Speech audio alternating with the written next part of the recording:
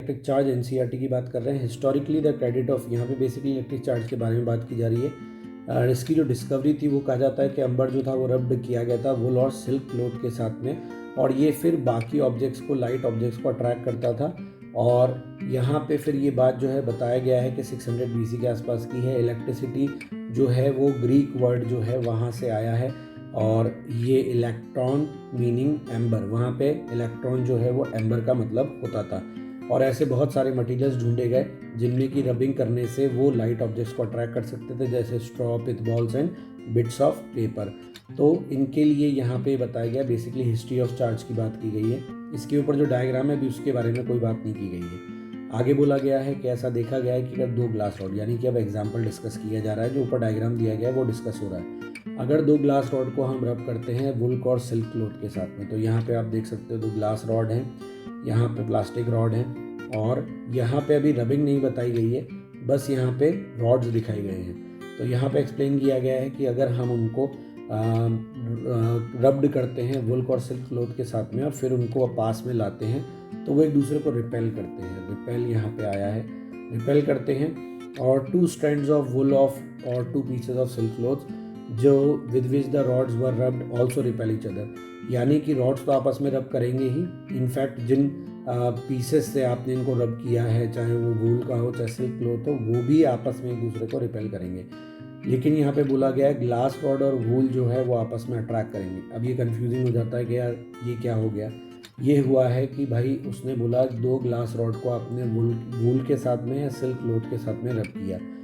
अब रब करने के बाद आप वापस उस ग्लास रॉड और वूल क्लोथ को लेके आए तो वो आपस में अट्रैक्ट हुए। यानी अब यहाँ पे सस्पेंस क्रिएट करने की कोशिश की गई है कि ग्लास रॉड आपस में रिपेल कर रहे हैं, वूल आपस में रिपेल कर रहे हैं, लेकिन ग्लास रॉड और वूल जो है वो अट्रैक्ट कर रहे हैं। इसी तरीके से कहा गया है दो प्लास्टिक रॉड्स हैं, इनको हमने रब किया कैट्स फर से, तो वो रिपेल करते हैं एक दूसरे को, लेकिन वो फर को अट्रैक्ट करते हैं। जबकि प्लास्टिक रॉड जो है वो ग्लास रॉड को अट्रैक्ट कर रही है। अब यहाँ पे 2-3 पेयर बन गए। ग्लास रॉड की बात हो गई, मतलब पेयर ऑफ ग्लास रॉड की बात हो गई, फिर पेयर ऑफ वूल क्लोथ की बात हो गई, फिर ग्लास रॉड और वूल की बात हुई, फिर प्लास्टिक रॉड और फर, कैट्स फर की बात हुई। तो यहाँ पे हमें ये बताया जा रहा है कि रॉड्स ग्लास के आपस में रिपेल कर रहे हैं लेकिन प्लास्टिक वाले को अट्रैक्ट कर रहे हैं, और जो कैट्स फर है वो आपस में रिपेल कर रहे हैं लेकिन प्लास्टिक रॉड जिसके साथ रब किया था उसको अट्रैक्ट कर रहे हैं। तो यहाँ पे ये रिपेल अट्रैक्ट करके हमें किसी जगह पे ले जाना चाह रहा है। फिर बोला है कि ये सिल्क और वूल जो है उसको रिपेल करता है प्लास्टिक, जिसके साथ में ग्लास को रब किया गया था। ग्लास रॉड रिपेल कर रहा है फर को। मतलब कुल मिला के यहाँ पे बहुत सारे कॉम्बिनेशंस डिस्कस किए गए। अब यहाँ पे बोला गया है कि जो सिंपल फैक्ट है वो ये है, जो बहुत सालों से और बहुत एक्सपेरिमेंट्स के बाद में हम एनालिसिस के बाद में जो है कंक्लूड कर पाए हैं, और बहुत सारी साइंटिस्ट ने इसको स्टडी किया है कि यहाँ पर 2 तरीके के एंट्री हैं और उनको नाम दिया गया है electric charge. Electric charge word पहली बार आया है। अब आगे बोला गया बॉडीज लाइक ग्लास और plastic rod, silk, fur and pith balls are electrified. ये एनसीईआरटी स्पेशल है, इलेक्ट्रीफाइड आपको जनरली कहीं नहीं मिलेगा। They acquire an electric charge on rubbing, acquire an electric charge on rubbing, यानी इलेक्ट्रिफिकेशन की डेफिनेशन देने की यहाँ पे बात की गई है कि इलेक्ट्रिक चार्ज रबिंग से आता है तो वो इलेक्ट्रीफाई किए गए हैं। और बोला गया है कि 2 तरीके के इलेक्ट्रिफिकेशन है, और ये आ गई property like charges repel, unlike charges attract each other. The property which differentiates the 2 kind of charges is called the polarity of charge.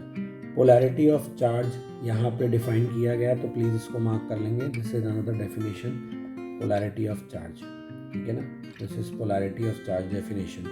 तो ऐसे अपने जहाँ जहाँ पर डेफिनेशन आती हैं वहाँ मार्क कर देंगे। पोलैरिटी ऑफ चार्ज का मतलब ये है कि जो प्रॉपर्टी डिफरेंशिएट करती है 2 काइंड्स ऑफ चार्ज को। आगे क्या बोला गया, ग्लास रॉड रब करते हैं सिल्क के साथ में, रॉड एक्वायर करती है 1 kind of charge, silk acquire करता है 2nd काइंड ऑफ चार्ज। तो जब हमने ग्लास रॉड को सिल्क के साथ में रब किया तो रॉड पर कोई एक चार्ज आया, सिल्क पर दूसरा चार्ज आया। और ये बात किसी भी पेयर ऑफ ऑब्जेक्ट्स के लिए जिनको आपस में रब किया जा रहा है सही है।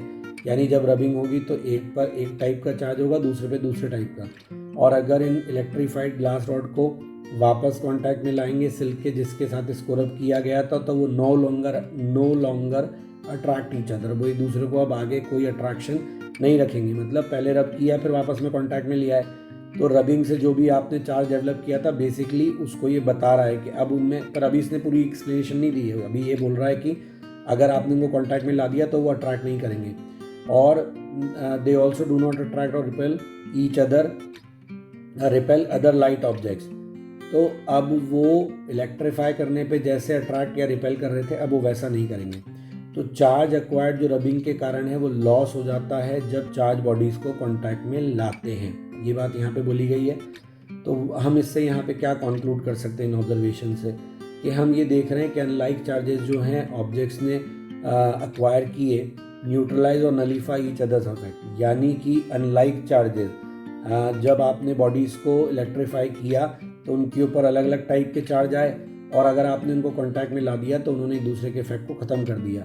फिर आगे बोला गया चार्जेस के जो नाम है पॉजिटिव नेगेटिव, अब आया है पॉजिटिव नेगेटिव, ये दिए थे बेंजामिन फ्रैंकलिन ने।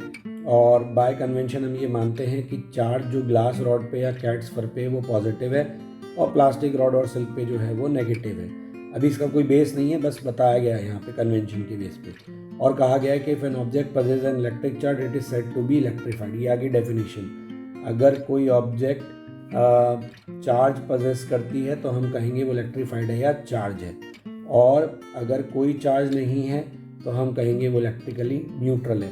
तो इलेक्ट्रिकली न्यूट्रल की भी डेफिनेशन दे दी है, इलेक्ट्रीफाइड की भी डेफिनेशन दे दी है। फिर आगे बोला गया एक सिंपल एपरेटस होता है जो डिटेक्ट करता है charge on body, simple apparatus detect charge, और उसका नाम है गोल्ड लीफ। यानी कि अगर हमें गोल्ड लीफ के बारे में पूछा जाएगा तो हमें गोल्ड लीफ के लिए कहना है कि ये वो एपरेटस है जो चार्ज डिटेक्ट करता है। इसके अंदर क्या क्या होता है, ये इसकी कंस्ट्रक्शन आ गई। कंस्ट्रक्शन में आ गया कि इसमें एक वर्टिकल मैटर रॉड होता है जिसको हम एक बॉक्स के ऊपर हाउस करते हैं, 2 थिन गोल्ड लीव्स होती हैं जिनको बॉटम में अटैच किया जाता है। चार्ज ऑब्जेक्ट जो होती है उसको मेटल नॉब जो कि टॉप में होता है रॉड के, उससे टच किया जाता है। चार्ज फ्लो करता है लीव्स की तरफ और वो डाइवर्ज करती हैं। यहाँ पे बोला गया degree of divergence indicator of the amount of charge, ये इंपॉर्टेंट बात है। अगर आप इसको गोल्ड लीफ के आंसर में लिखते हो तो डेफिनेटली बहुत इफेक्टिव होगा कि डिग्री ऑफ डाइवर्जेंस जो है वो indicator of amount of charge है, यानी जितना अमाउंट ऑफ चार्ज होगा उतना ही डिग्री ऑफ डाइवर्जेंस होगा। आगे बोला है कि जो मटेरियल बॉडीज़ हैं वो चार्ज एक्वायर क्यों करते हैं, तो इसके बारे में डिस्कशन किया गया है कि भाई सारे मैटर जो है वो मेडअप है एटम्स और मॉलिक्यूल से। नॉर्मली मेटल्स जो है इलेक्ट्रिकली न्यूट्रल होते हैं, उनमें चार्जेस होता है लेकिन उनके चार्जेस जो हैं वो एग्जैक्टली बैलेंस होते हैं। फोर्सेस जो मॉलिक्यूल्स को आपस में जोड़ के रखते हैं, जो एटम्स को सॉलिड में जोड़ के रखते हैं, जो एडेसिव फोर्स होता है ग्लू का, जो फोर्स सरफेस टेंशन में एसोसिएटेड होता है, ये सब इलेक्ट्रिकली नेचर के, बेसिकली इलेक्ट्रिकल इन नेचर होते हैं। तो ये इलेक्ट्रिकल फोर्सेस के एग्जांपल हैं जो यहाँ मेंशन किए गए। और ये फोर्सेस कहाँ से आते हैं, ये आते हैं फोर्स बिटवीन चार्ज पार्टिकल से, ये बताया गया है। The electric force is all pervasive and it compasses almost each and every field associated with our life. मतलब यहाँ पे बोला गया कि इलेक्ट्रिक फील्ड जो है वो ऑलमोस्ट हमारी लाइफ के हर जगह पे है और ये एसेंशियल है कि हम इसके बारे में पढ़ें। आगे बोला है टू इलेक्ट्रीफाई न्यूट्रल बॉडी, किसी बॉडी को इलेक्ट्रीफाई कैसे करते हैं, तो किसी बॉडी को इलेक्ट्रीफाई करने के लिए बोला गया है कि हम उसको वन एंड पे, तो इलेक्ट्रीफाई करने के लिए क्या होता है, हमें ऐड या रिमूव करना होता है वन काइंड ऑफ चार्ज को। वन काइंड ऑफ चार्ज को ऐड और रिमूव कर देंगे, दोनों टाइप के रिमूव नहीं करने होते, एक टाइप का रिमूव कर दो तो बॉडी जो है वो चार्ज हो जाएगी। और हम कहेंगे कि जब कोई बॉडी चार्ज है तो इसका मतलब है वो या तो उस पर एक्सेस चार्ज है या डेफिसिट ऑफ चार्ज है। तो यहाँ पे चार्ज बॉडी की डेफिनेशन आ गई। चार्ज बॉडी की डेफिनेशन है कि एक बॉडी को चार्ज तब बोला जाता है जब उसके अंदर या तो चार्ज एक्सेस में हो या उसकी डेफिशिएंसी हो।